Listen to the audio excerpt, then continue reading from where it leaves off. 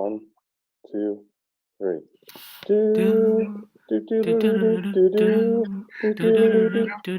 do, do, do, do, do, What's up, coffee drinkers? I'm Chad. And I'm Luke. And we are the Coffee Nerds. Welcome to the Coffee Nerds Coffee Break Podcast. Yeah. All right. We're continuing our trial of the Player One Coffee Lab coffees. This week is God's Gift to Gamers. So that's quite a name. I guess we'll see if it lives up to that.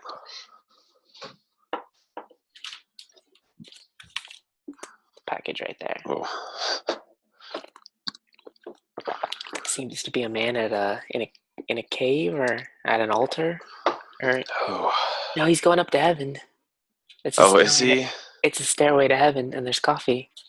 How funny. Yeah, that's really good. Pretty smooth. Yeah, not bad. Not exactly mind-blowing, but it's pretty good. I don't know. I don't know if it quite lives up to that, but I don't know how any coffee could. Right? My expectations are like way up here. And the coffee's kind of like, it's just normal coffee, but it's good. What are we talking about today, Chad? A lot of things. We're focusing on success through fear and Madeleine L'Engle. I'm not. L'Engle? We probably should have looked that up. I don't know if it's it could be Lingle. L'Engle.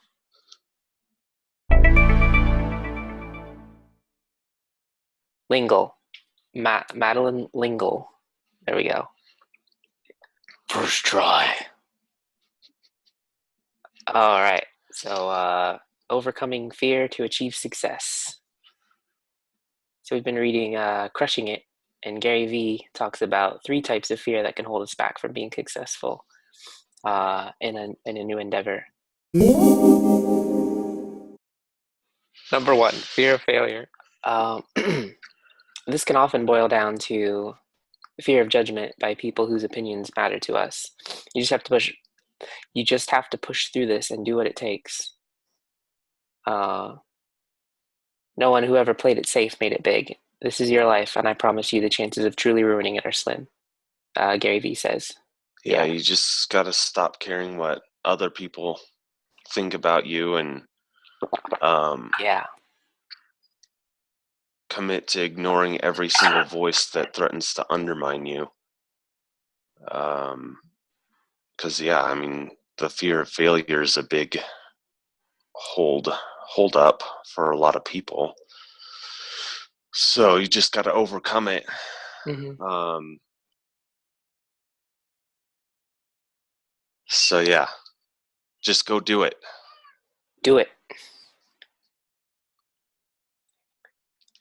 And we've talked about the importance of taking risks on a previous podcast. Yeah. So I think we've talked about some of those benefits before, and they're definitely you can't go wrong taking a risk now and then. I mean, you can, but you can learn from your failures, maybe even more than from quick success. All right, number 2, fear of wasting time.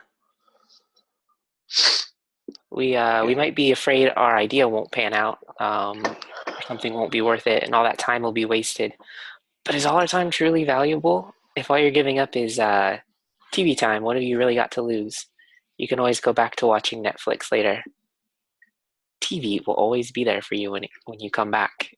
It's like a good friend that way. It'll be waiting. Go ahead and do your thing, and then come back.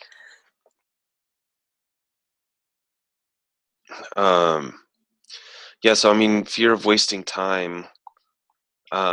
Gary's example is starting up in a social media platform that may not be around in 3 months or whatever.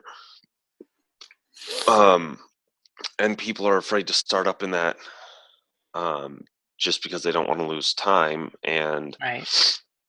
I mean, Gary's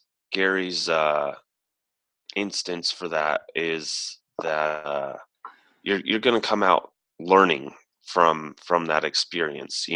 That Yeah. platform may be gone, but you may be able to use those skills in a different social platform. And then, I mean, for me too, like as a parent, like there have been times when um, I wouldn't want to, set up a fort or something because of the time that it would take to set up the fort, and then children tear it down within like 5 minutes, but not seeing like the bigger goal of having fun with my kids and creating a lasting memory. um you know I need to focus on that sort of thing rather than, oh yeah, it's going to get torn down in 5 minutes. Yeah. Yeah, that's that's a great example. so so yeah, just kind of outside of business Mhm. too, how can you Yeah, how can you implement it? right. There's a lot of ways to waste time, and a lot of ways we can improve that. All right. Number three, fear of seeming vain. Yeah.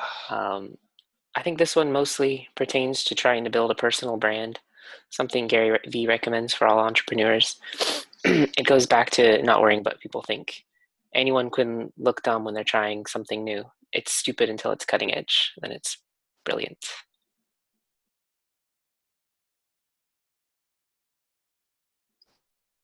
Yeah, and there was one more on this chapter that we pulled from, and that was set your mind on success. And we've talked about success before, and I think John C. Maxwell says it best that uh, success is a journey. And so just in setting your mind on success, um, it has to be something that is almost almost continually on your mind, um, Yeah, whether you're an entrepreneur or not. And because you're going to have a success, and then you're going to achieve another success, and it just kind of keeps on going. And so I thought that was cool how Gary Vee mentioned that. And yeah. and even in setting your mind on success, I mean, it does go back to success as a journey. All right. Lingle time. Lingo time. I'll let All you talk about her. right. Okay. All right. So it's school librarian day and library week. So we wanted to talk about a famous librarian, one who broke through her fears to become successful. Madeleine L'Engle was about to turn 40 years old and on the verge of giving up. She'd just received another rejection notice. L'Engle hadn't been able to turn her writing into a successful career and felt it was time to pursue something that would make more money for the family. She didn't quite feel she could quit though, and she pressed on, writing what would become her most famous book, A Wrinkle in Time. Uh, she went on to have a long and extremely successful career, writing dozens of books. Madeleine L'Engle worked as a librarian at her church, maintaining an office there for 30 years. So that's the library connection. Um, it's just crazy how close she was uh, to giving up. Like just a few years after she turned 40, she wrote A Wrinkle in Time, and then a few years after that, she got that book published. And even then, like A Wrinkle in Time got rejected 30 times, and now it's considered a classic. Just got made into a big movie. Terrible, terrible movie. Don't see it, but Terrible movie. oh yeah, it was not very good. Oh, that sucks. Yeah,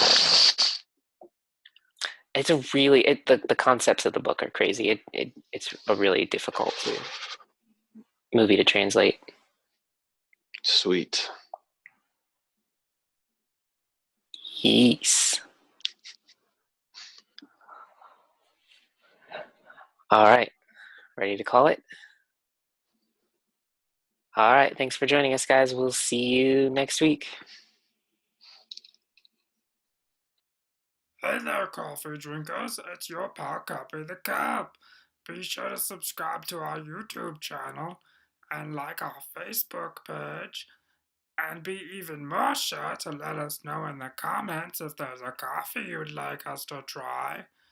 And be even more sure to check back next Wednesday for another brand new episode.